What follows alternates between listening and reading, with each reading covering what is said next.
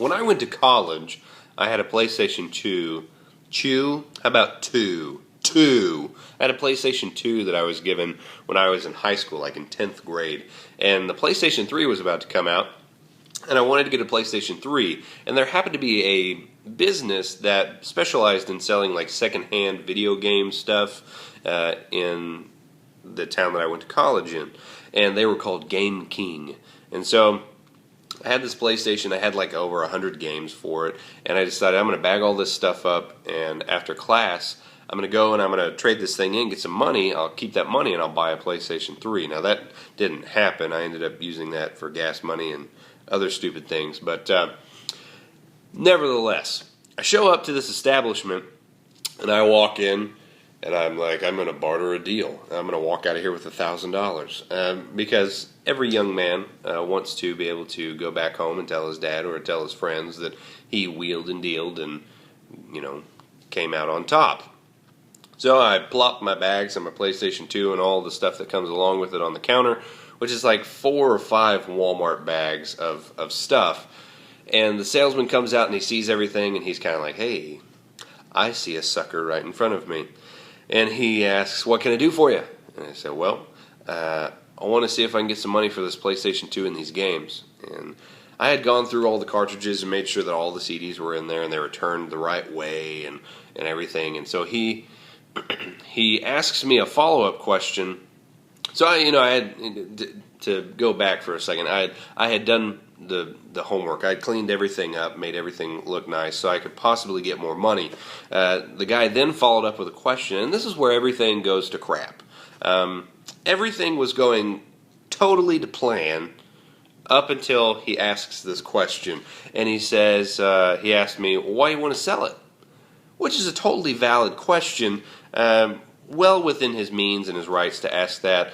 And a typical normal person response in this situation would be, well, I'm going to take this money and buy some stuff. I need to get groceries or gas money, or I'm going to save this money to get a PlayStation 3 or something like that. I might buy some more stuff in your store, who knows, whatever. I got to pay for books or something. Any of those, I'm going to go rent a giraffe for a couple of hours. That would have been a normal response in that situation. What came out of my mouth and proceeded from my body was for me to look up at him and say, I don't play it anymore. To which he gave me the weirdest look, as if to say, well, let's calm down a second. We don't need to cry. And I took a minute to kind of man up a little bit, and then it was me trying to cover up and make up for the almost whimpering response that I gave. Well, I don't really use it anymore. I go hunting a lot, and I just need some cash. Video games. I don't even like video games anymore. And so yeah. And then it gets progressively worse. The guy had to go through all the video games to make sure that I'm not, selling him empty cartridges. And again, I had over 100 games. So he's sitting there looking at these things, taking the discs out, looking at them, putting them back in. And he had to do that for like 124 games. I mean, I had a lot of games.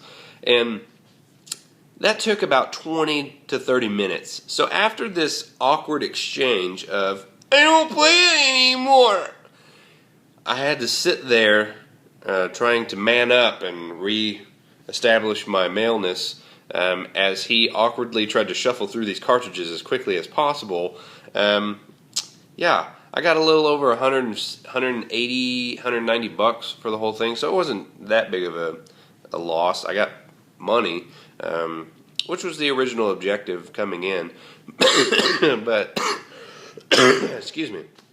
But on the way home, I was doing like you'd see in movies where a guy makes a line for a girl, drops a pickup line, and it just kind of hits the floor like a lead balloon, and they're just like, you're so stupid.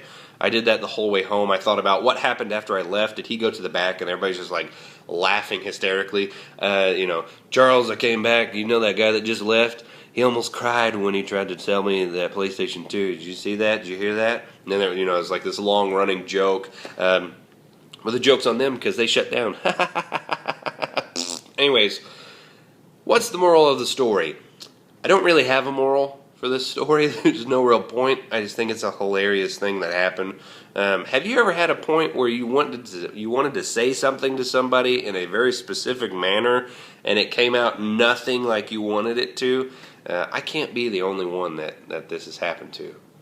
I really hope I'm not the only one that this has happened to, because that would be really, really, really, really bad. Yeah. So, yeah. It was like a 7-year-old that a mother or someone else, like a parent, is telling a small child to do something, and they're like, "I don't want to do it." That's what it was like.